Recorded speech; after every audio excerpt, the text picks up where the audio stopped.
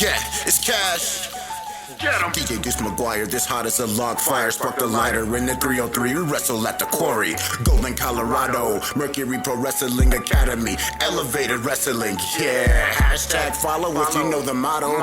Can't stop now. Got the need for speed. Combustion and concussion. Championships in my vision. I put the key in the ignition. Such an easy decision. I got a hustler's ambition. Wrestling at its best. Welcome to the show I put on for Rocky Mountain Pro. Let's go.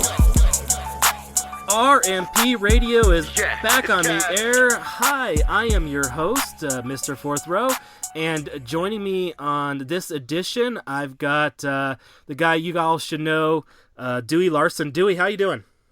I'm top of the food chain, man. Great.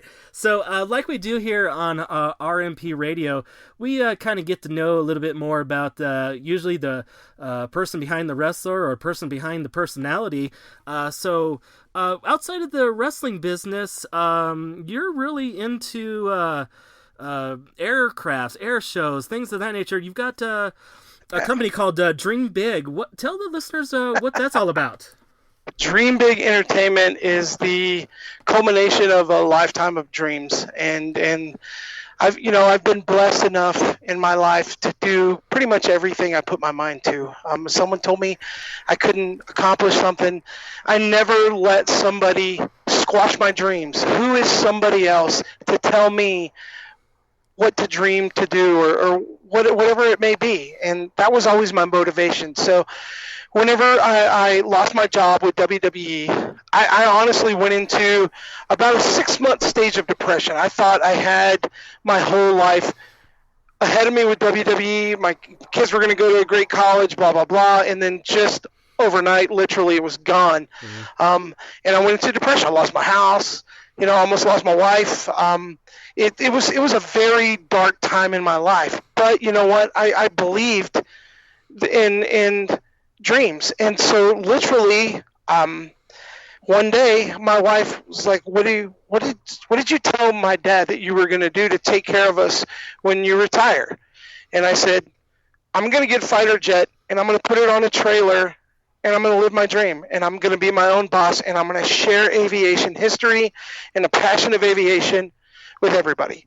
That's what the dream started. And when we came up with the name of a business, it was a big dream. So I said, perfect. And my wife and I looked at each other at the same time. We said, dream big, and the rest of it is history. So now I've been in business 10 years, traveling the country. I do typically on a non-COVID year, I do about 40 air shows and aviation events all throughout the country annually.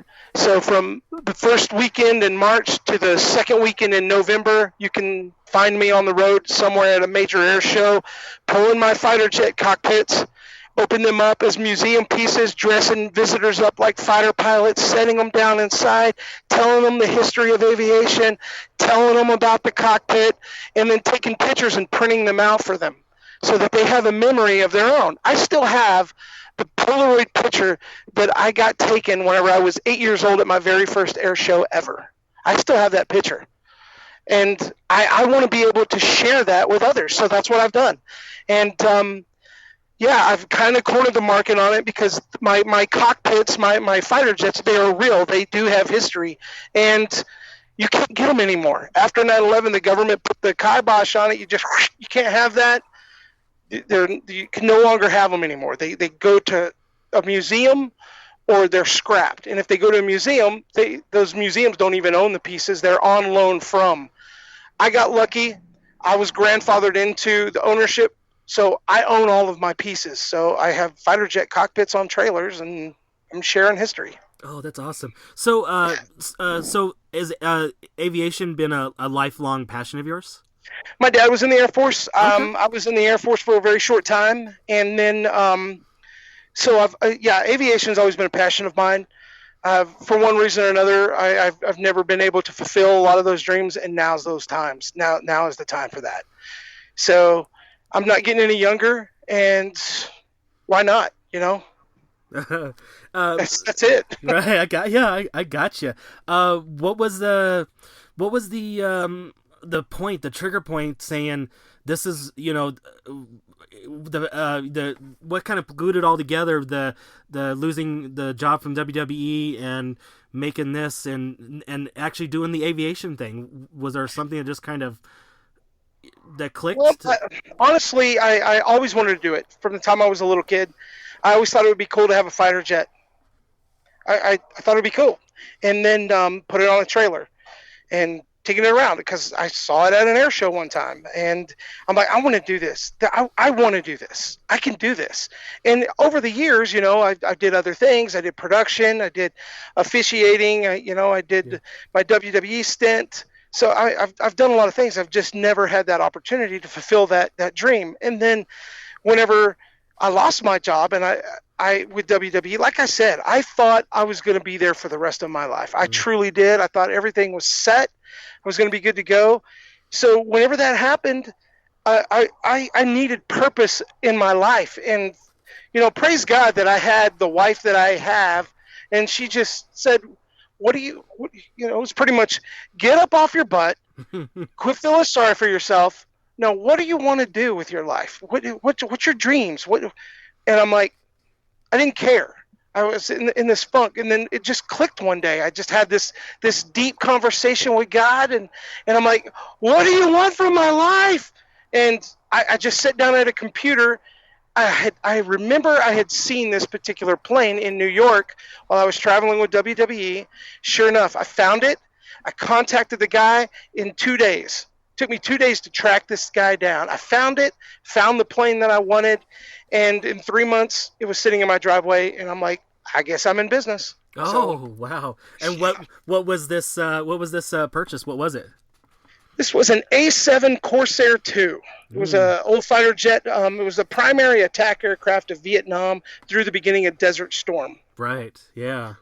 Yeah. So you're probably like going, I have no idea what you just said, but it sounds cool. I'm somewhat familiar with that, but yeah. So I would imagine owning these, and I know I've seen it online, but I'll let the listeners kind of know too. The upkeep on these are sometimes challenging. Yeah, it's not so much the cockpits that I got to deal with. It's putting a 6,000 to 9,000 pound piece of aircraft titanium and aluminum on a surface that it was not meant to be on, right, and traveling it around the country 60,000 miles a year over the bumps and the horrible highways in Louisiana, Texas, and Colorado, and California, and Arizona, and yeah, it takes its toll. It really does. I've gone through transfer cases and transmissions. I've gone through vehicles, pulling it. I've gone through trailers. This is the third trailer that has been under my A7. I have a brand new plane. It's a F-18 Hornet, and the cart that is sitting on was actually a military-grade test cart that they used for testing the ballistic elasticity of the canopy glass. So in other words, the cart that it is permanently attached to is bomber. So I had a trailer company sponsorship.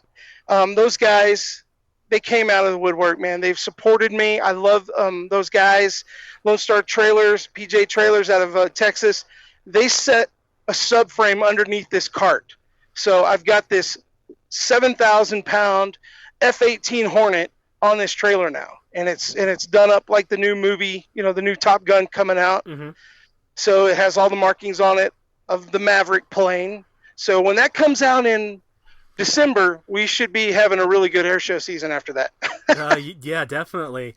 So what's it like going to all these air shows with your company and meeting people and like I love it. Educating people and things of that nature? I tell you what, air shows are amazing. You get such an eclectic, wide range of fan base. It's all grassroots. Mm-hmm.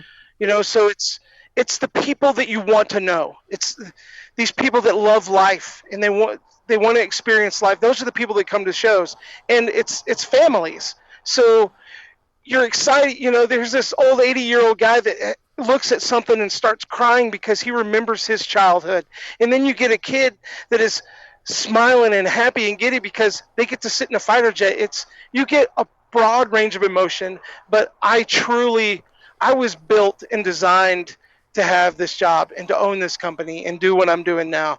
I love putting smiles on people's faces and creating memories and sharing who I am and what I'm about and just taking a piece of me and leaving it everywhere I go. It's the most incredible, rewarding job that I could ever have imagined.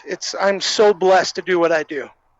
All right. And do you go coast to coast?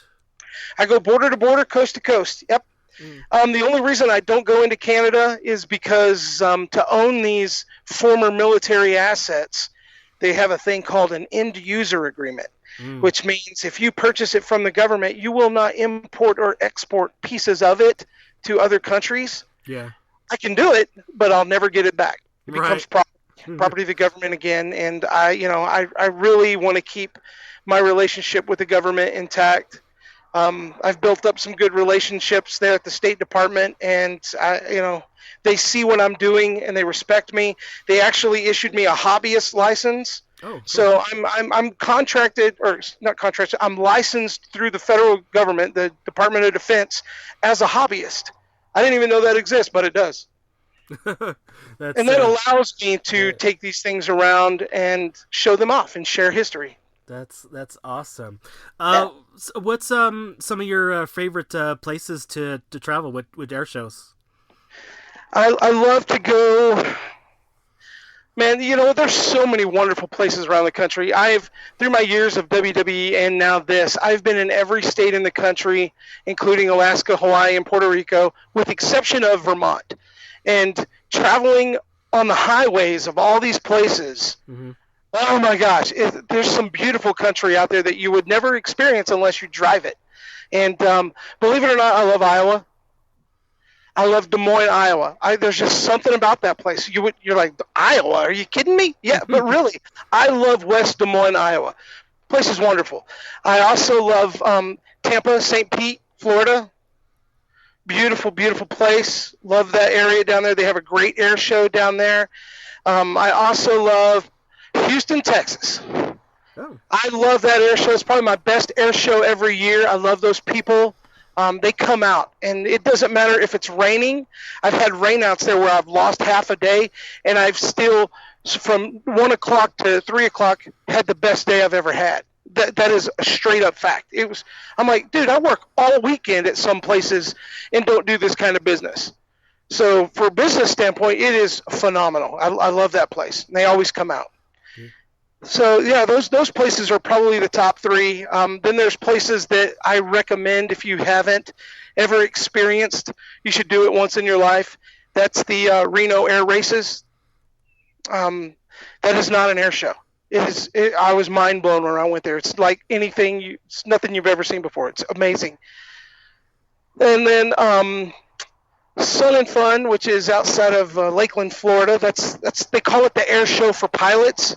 So for me, as someone that flies, hanging out with all these people that fly, but yet still having an air show crowd, that's awesome. So that's 5 days of craziness.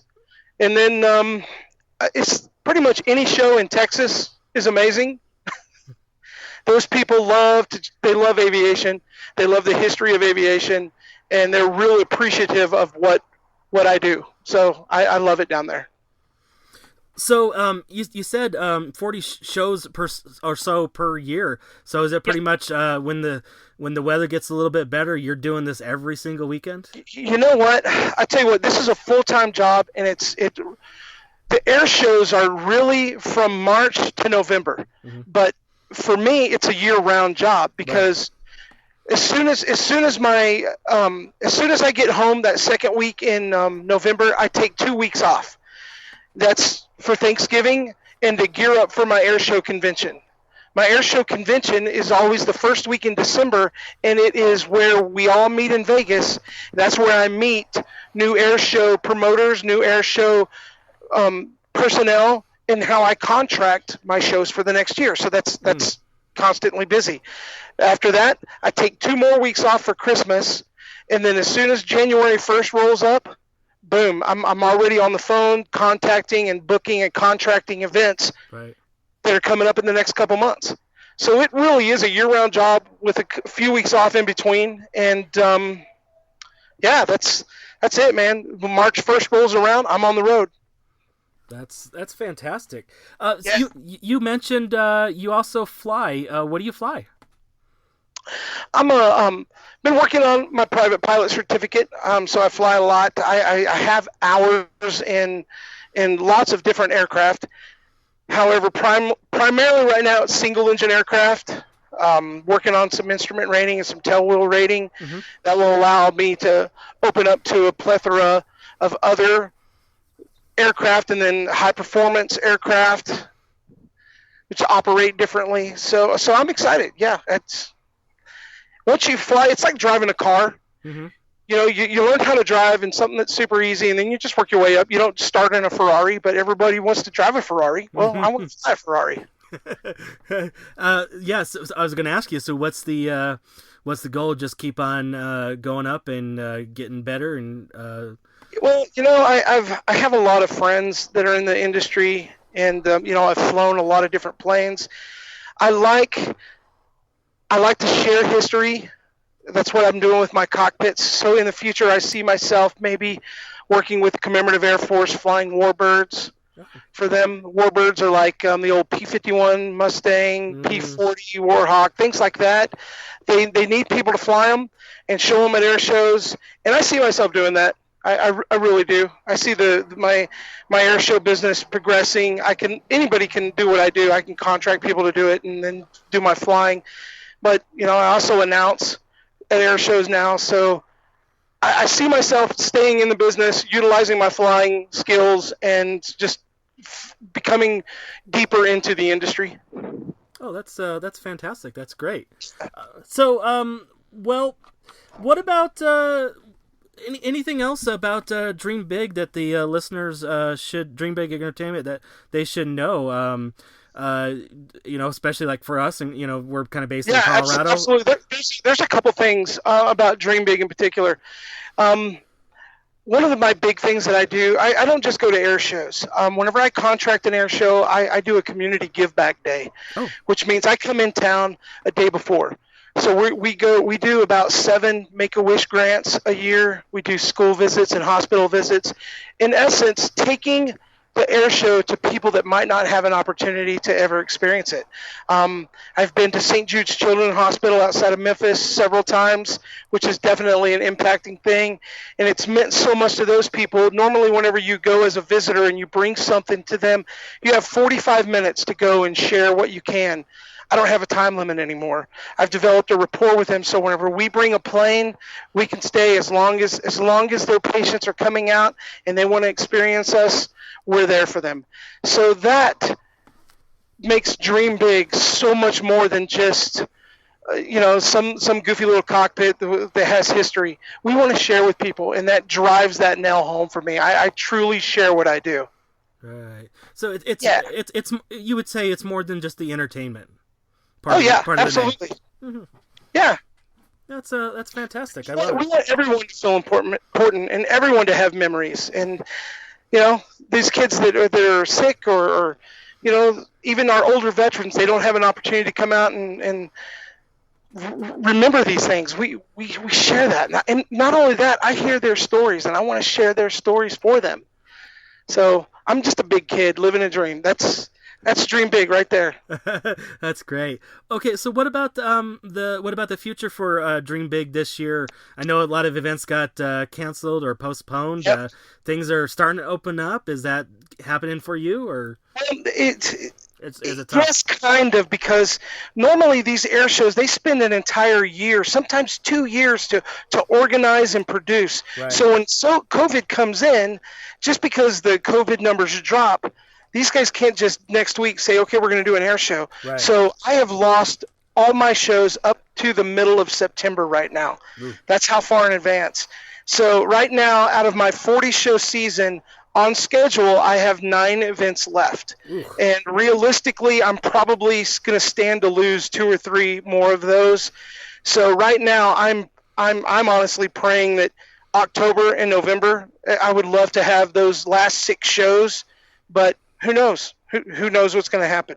My bottom line is I know what I'm supposed to be doing, and I know that I'm doing what I'm supposed to be doing, and I know that I'm going to be taken care of. Whatever higher power people believe in, I know what I believe in, and I believe that I'm doing what I'm supposed to do. So I know I'm doing the right thing, and I'm going to be taken care of. And I feel like the air shows will come back. But what I've learned over the years from all my years of production and working in the entertainment industry is it doesn't matter how bad the economy gets.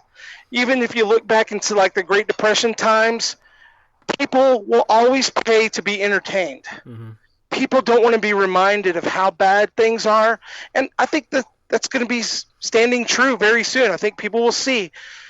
People are going to get tired of the negative, and whatever you believe, I believe people are going to say, you know what, we do this so much better if we're together. Let's come back together.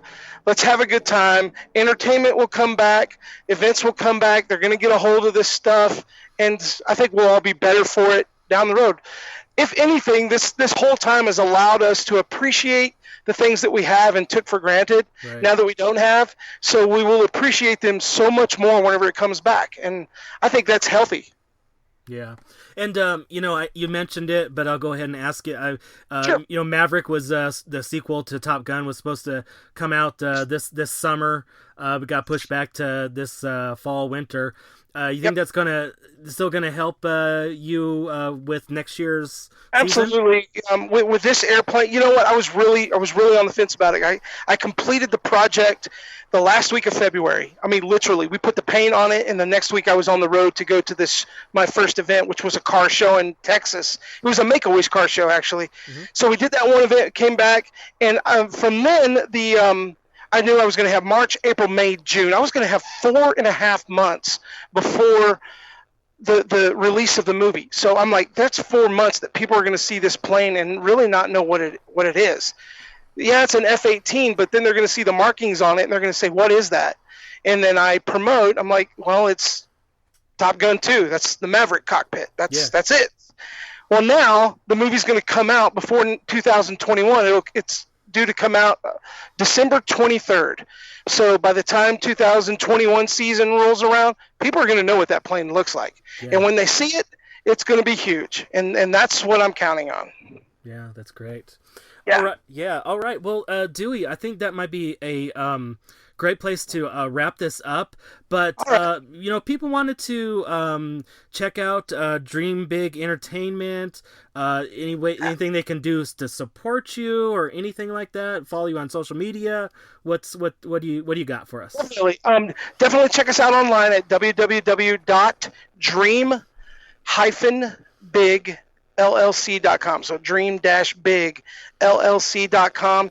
You can see everything that I do. I got my schedule posted there, all the good stuff, all the ins and outs of the aircraft. Haven't updated with the new F-18. I need to do that. Wife's looking at me. I need to do that. And then, of course, on Facebook, Dream Big Entertainment.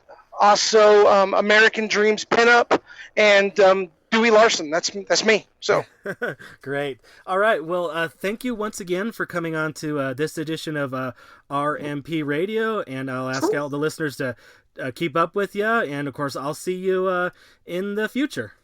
All right, man. Hey, man. Thank you for everything you do. I truly appreciate it. You're welcome. Thanks. Thanks, buddy. Once again, a big thank you to Dewey Larson for coming on to this edition of RMP Radio and getting to let the listeners know just a little bit more what he does outside of the wrestling business there with Dream Big Entertainment. It's fantastic. I want to try to attend one of the shows that he's going to be at, hopefully soon in the near future. So I suggest you guys do as well. All right, well, before we get out of here, like they used to say back in the day, let's get some bills paid. And if you want to support Rocky Mountain Pro and all of the Rocky Mountain Pro superstars, you can head over to our merch store at rmpwrestling.com. Click on the merchandise link, or if you're on the Amazon website or the Amazon app, do a search for Rocky Mountain Pro, and you've got all kinds of great choices to choose from there, and everything is greatly appreciated in the current state of affairs. And additionally, since we do not have any scheduled events right now, what would be very, very helpful is if you guys want to watch us, what we've got going on. We've got all kinds of great shows on our Twitch channel at twitch.tv/Rocky Mountain Pro. If you are an Amazon Prime subscriber, you can throw a free subscription. You get a free subscription to Twitch. And if you want to throw that our way, we would be greatly appreciated. And if you have in the past, we want to thank you. And then also remind you that at the end of every month or your billing cycle, that you need to then resubscribe and support Rocky Mountain Pro. We would greatly appreciate it. Additionally, other places you can watch us, we have our back catalog on the Fight TV platform, also on ImpactPlus.tv platform, and you can see all kinds of great other things on our YouTube channel at youtube.com/Rocky Mountain Pro. In the meantime, you want to follow us. Everything does stem from the website at rmpwrestling.com, and on the social medias of the Facebook, the Twitter, the Instagram, all of the username of the Rocky MTN Pro. And once again, as always, let me phonetically spell that for you. That is the Rocky Mike Tango November Pro.